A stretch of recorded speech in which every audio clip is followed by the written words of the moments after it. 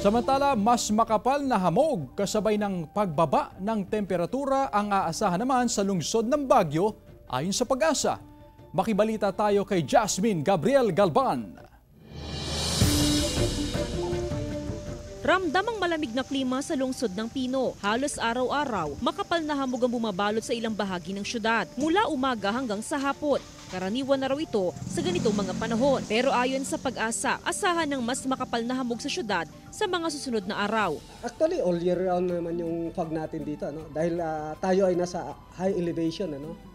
Yung due to orographic effect. So may mga nag-fog talaga yung makukuha natin. Sa ngayon, nasa 16 hanggang 17 degrees Celsius ang temperatura sa lungsod. Pero asahan daw sa Nobyembre, unti-unti nang bababa ang temperatura. Ito ang pinaghahandaan ng Baguio City Health Office, ang pagtaas sa kaso ng influenza-like illnesses.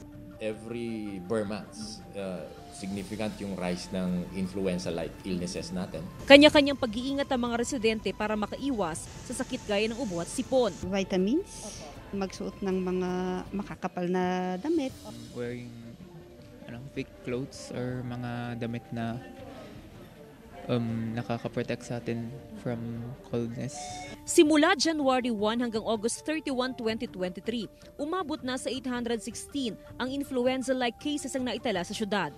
Mula sa Baguio City kasama si Jing Deganay, Jasmine Gabriel Galban, One North Central Luzon.